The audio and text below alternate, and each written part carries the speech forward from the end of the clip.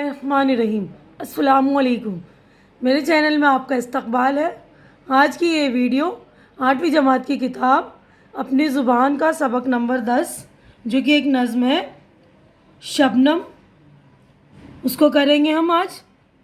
تو اس میں آپ کو ایک ایک بند پڑھ دوں گی اور ساتھ ہی ساتھ اس کی تشریح بھی کر دوں گی، یعنی میننگ سمجھاتی ہوئی چلوں گی۔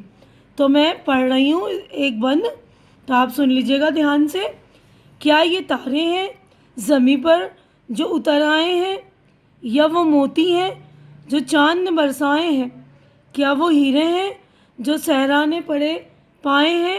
نہ بہت دور پہنچ جائے میری بات کہیں، اپنے آنسو تو نہیں بھول گئی رات کہیں۔ تو اس نظم کے لکھنے والے جو ہے شاعر ہیں رویش صدیقی۔ تو شاعر اس کو کہتے ہیں جو نظم لکھتا ہے، جیسے کویتا لکھنے والے کو کوی یا پویم لکھنے والے کو ہم پویٹ کہتے ہیں، اسی طرح اردو میں نظم یا شعر و شاعری کرنے والے کو، غزل لکھنے والے کو شاعر کہتے ہیں۔ تو اس نظم کے شاعر جو ہیں رویش صدیقی۔ تو اس بند میں یہ شاعر کہہ رہے ہیں کہ زمین پر جو اوس کی بوندیں نظر آ رہی ہیں وہ بوندیں تاروں کی مانند ہیں، یعنی تاروں کی طرح ہیں، چاند کے برسائے ہوئے موتیوں کی طرح ہیں، یا صحرا میں پڑے پائے گئے ہیں، ہیرے کی طرح معلوم ہو رہی ہیں۔ شبنم کے قطروں پر جب سورج کی کرنیں پڑتی ہیں تو وہ اوس کی بوندیں چمکتی ہوئی نظر آتی ہیں۔ شاعر کہتا ہے کہیں ایسا نہ ہو کہ میری بات بہت دور پہنچ جائے، ایسا تو نہیں کہ رات اپنے گھر جاتے وقت یہ آنسو بھول گئی۔ اس بند میں شاعر نے شبنم کو تارے، موتی، ہیرے اور گوہر قرار دیے ہیں، شبنم کی مختلف خوبیاں بیان کی ہیں۔ تو اگلے صفحے پر ہم آئیں گے، اگلی بند پر۔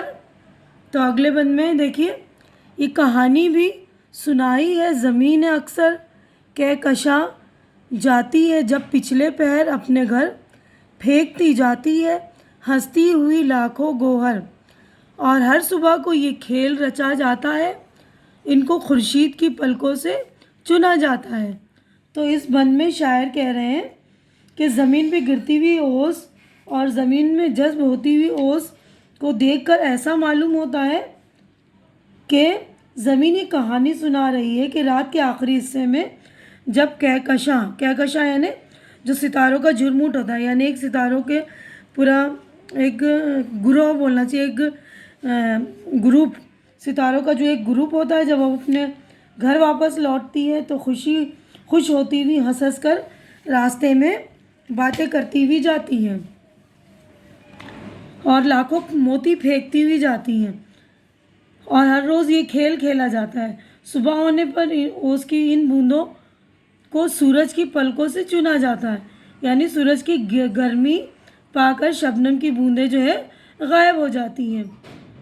اس بات کو شاعر نے اس طرح بیان کیا ہے کہ شبنم کو خورشید کی پلکوں سے چنا جاتا ہے، یعنی سورج کی کرنوں کو خورشید کی پلکیں کہہ کر شاعر نے شعر میں ایک جو ہے حسن پیدا کیا، خوبصورتی دی ہے۔ ٹھیک ہے، تو اگلا بند ہم پڑھیں گے۔ جس طرح باغ کے پھولوں کو چمن پیارا ہے، بن میں جو کھلتی ہیں کلیاں انہیں بن پیارا ہے، یوں ہی شبنم کو بھی اپنا ہی وطن پیارا ہے۔ کہکشاں روز بلا کر اسے بہکاتی ہے، پر یہ دامن میں زمیں کے ہی سکون پاتی ہے۔ تو اس بند میں شاعر کہہ رہے ہیں کہ جس طرح باغ میں کھلنے والے پھولوں کو اپنا وطن یعنی باغ پیارا ہوتا ہے، جنگل میں کھلنے والی کلیوں کو اپنا جنگل پیارا ہوتا ہے، اسی طرح شبنم کو بھی اپنا وطن پیارا ہے، یعنی جو جس جگہ پیدا ہوتا ہے، پلتا بڑھتا ہے، پروان چڑھتا ہے، وہ اسی کا اپنا وطن کہلاتا ہے، اور ہر شخص کو اپنا وطن پیارا ہوتا ہے۔ اسی طرح پھولوں کو باغ، بن کی کلیوں کو جنگل، اور شبنم کو رات پیاری ہے۔ ستاروں کا جھرمٹ یعنی کہکشاں روز شبنم کو بہکاتی ہے، لیکن اوس کے یہ ننھے ننھے قطرے اس کے بہکائے میں نہیں آتے اور زمین میں جذب ہو کر زمین کے دامن میں ہی سکون پاتے ہیں۔ تو یہاں پر ہماری جو ہے نظم ہو گئی مکمل۔ اب ہم اگلے صفحے پر چلیں گے۔ تو دیکھیے اب یہ والے صفحے پر معنی یاد کیجیے، یعنی الفاظ یہ میں پڑھ رہی ہوں شبنم، اوس، صحرا جنگل، صحرا ریگستان کو بھی کہتے ہیں، گوہر موتی، خورشید سورج آفتاب، کہکشاں ستاروں کا جھرمٹ، کھیل رچا جانا، کھیل کھیلا جانا، بن جنگل۔ تو اب یہاں پر سوچیے اور بتائیے۔ تو ہمارے یہاں پر جو ہے سوالات شروع ہو جاتے ہیں، تو اس کے جوابات میں نے آپ لوگوں کے لیے ریڈی کر دیے ہیں، دیکھ لیں گے آپ۔ پہلا سوال میں پڑھ رہی ہوں، شاعر کو کن کن چیزوں پر شبنم کا گمان ہوتا ہے؟ گمان یعنی شک ہونا، یعنی کن کن چیزوں پر شبنم کا شک ہو رہا ہے۔ تو یہ جوابات میں نے آپ لوگوں کے لیے ریڈی کر دیے، آپ دیکھ لیجئے۔ تو دیکھیے جواب اس کا ہے، شاعر کو تارے موتی اور ہیرے پر شبنم کا گماں ہوتا ہے۔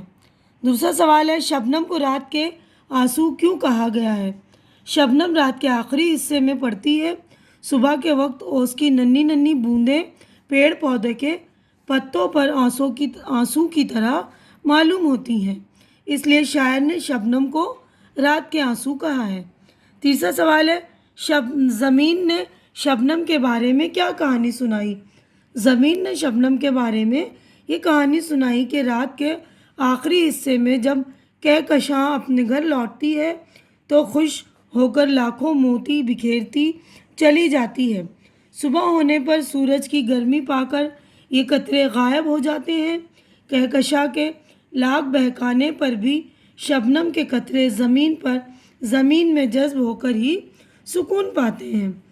اب اگلا کویشچن ہے، کہکشاں پچھلے پہر لاکھوں گوہر پھینکتی جاتی ہے، یہ لاکھوں گوہر کیا ہیں؟ کہکشاں پچھلے پہر لاکھوں گوہر پھینکتی جاتی ہے، یہ لاکھوں گوہر شبنم کے قطرے ہیں۔ اب اگلا کویشچن ہم دیکھیں گے، پانچواں دیکھیے، خورشید کی پلکوں سے کیا چنا جا رہا ہے؟ اور یہاں چننے سے کیا مراد ہے؟ جواب ہے، خورشید کی پلکوں سے شبنم کے قطروں کو چنا جا رہا ہے، یعنی سورج کی گرمی پا کر شبنم کی بوندیں غائب ہو جاتی ہیں۔ شبنم کو خورشید کی پلکیں یعنی سورج کی شعاعیں چن لیتی ہیں۔ چھٹا سوال ہے، شبنم اور گوہر کا آپس میں کیا تعلق ہے؟ شبنم اور گوہر کا آپس میں گہرا تعلق ہے۔ شبنم کے قطرے موتی کی طرح چمکتے معلوم ہوتے ہیں۔ شبنم کے علاوہ اور کس کس کو اپنا وطن پیارا ہے؟ شبنم کے علاوہ باغ کے پھولوں کو، بن کی کلیوں کو اپنا وطن پیارا ہے۔ آٹھواں سوال ہے، شبنم کو زمین کے دامن میں ہی سکون کیوں ملتا ہے؟ زمین شبنم کے قطروں کو اپنے اندر جذب کر لیتی ہے، اسی لیے شاعر نے کہا ہے کہ شبنم کو زمین کے دامن میں ہی سکون ملتا ہے۔ تو یہاں پر جو ہمارے سوالات ہو گئے مکمل۔ اب یہ اگلا کویشچن جو ہے دیکھیے، مصروں کو مکمل کیجئے۔ تو یہاں پر میں نے مصرے جو ہے خالی جگہوں میں بھر دی ہیں، آپ دیکھ لیں گے، میں پڑھ رہی ہوں۔ کیا یہ تارے ہیں جو زمین پر اتر آئے ہیں، یا وہ موتی ہیں کہ جو چاند نے برسائے ہیں؟ اگلے صفحے پر ہم چلیں گے، دیکھیے، یہ نہ بہت دور پہنچ جائے میری بات کہیں، اپنے آنسو تو نہیں بھول گئی رات کہیں۔ اب اگلا کویشچن دیکھیے، نیچے دیے ہوئے لفظوں کو جملوں میں استعمال کیجیے، یعنی یہ لفظ دیے ہوئے، ان کے جملے بنانے ہیں، یعنی کہ سینٹنس بنانا ہے، یعنی واقعے بنانے ہیں۔ تو یہ میں نے آپ لوگوں کے لیے یہ بھی بنا دی ہیں، یہ آپ دیکھ لیں گے۔ تو دیکھیے یہ الفاظ ہیں، پہلا لفظ ہے دیے۔ دیوالی کے تہوار میں لوگ دیے جلا کر گھروں کو روشن کرتے ہیں۔ دوسرا ہے شبنم، شبنم کے قطرے پتوں پر موتی کی طرح چمکتے ہیں۔ صحرا، صحرا میں ریت ہی ریت پائے جاتے ہیں۔ کہکشاں، رات کے وقت آسمان پر کہکشاں دیکھی جا سکتی ہے۔ جل ترنگ، برسات کی موسلا دھار بارش جل ترنگ کا لطف دیتی ہے۔ خورشید، خورشید کا طلوع اور غروب ہونا اٹل ہے۔ تب اگلا کویشچن ہم دیکھیں گے، دیکھیے، اس کے بعد یہ عملی کام ہے، یعنی پریکٹیکل ورک ہے، جسے آپ کو کرنا ہے نظم میں اپنے پسندیدہ بند کو یاد کر کے لکھیے۔ جو بھی آپ کو بند اچھا لگ رہا ہے پسند آ رہا ہے اس کو یاد کیجیے اور اپنی نوٹ بک میں یعنی کاپی میں لکھیے. ٹھیک ہے. اب اس کے بعد اگلا آئیے, پڑھیے, سمجھیے اور لکھیے. یعنی گرامر ہے اردو میں برا سے برائی, بھلا سے بھلائی بناتے ہیں. اسی طرح خوش سے خوشی اور بزدل سے بزدلی بناتے ہیں. اسی انداز پر آپ متزل الفاظ سے اسم بنائیے. یعنی یہ برا جو ہے صفت ہے اور برائی اسم ہے. تو برا سے برائی بن گیا اسم, بھلا سے بھلائی اسم, خوش سے خوشی, بزدل سے بزدلی. تو یہ بھی میں نے آپ لوگوں کے لیے اسم بنا دی ہیں, آپ دیکھ لیں گے. یہ دیکھیے, خوبصورت خوبصورتی, دوست دوستی, دشمن دشمنی, خدا خدائی, اچھا اچھائی, بڑا بڑائی, روشن خیال روشن خیالی, نوجوان نوجوانی. تو اس کے بعد اگلا دیکھیے, غور کرنے کی بات ہے اس نظم سے متعلق کہ کیا غور کرنے کی بات ہے. ہمیں دیکھیے, سورج کی گرمی سے شبنم کی بوندیں غائب ہو جاتی ہیں, جسے شاعر نے اس طرح بیان کیا ہے کہ شبنم کو خورشید کی پلکیں یعنی سورج کی کرنیں چن لیتی ہیں. یعنی صبح جب سورج کی کرنیں آتی ہیں تو جو زمین میں بوندیں پڑی ہوتی ہیں یا پتوں پر جو بوندیں پڑی ہوتی ہیں اسے سورج کی کرنیں جو ہے سوکھ لیتی ہیں, یعنی اس کی وجہ سے وہ بوندیں جو ہے سوکھ جاتی ہیں. یعنی سورج کی کرنیں ان بوندوں کو چن لیتی ہیں. اس نظم میں شاعر نے شبنم کو تارے, موتی, ہیرے, آنسو اور گوہر قرار دے کر شبنم کی مختلف خصوصیات واضح کی ہیں. خصوصیات یعنی خوبیاں, یعنی شبنم کی یہ خوبیاں کہ وہ تارے کی طرح ہے, موتی کی طرح, ہیرے کی طرح, آنسو کی طرح ہے نا, یہ ساری خصوصیات ہیں. تو یہاں پر ہماری یہ والی نظم ہو جاتی ہے مکمل. تو آج کی ویڈیو میں بس اتنا ہی.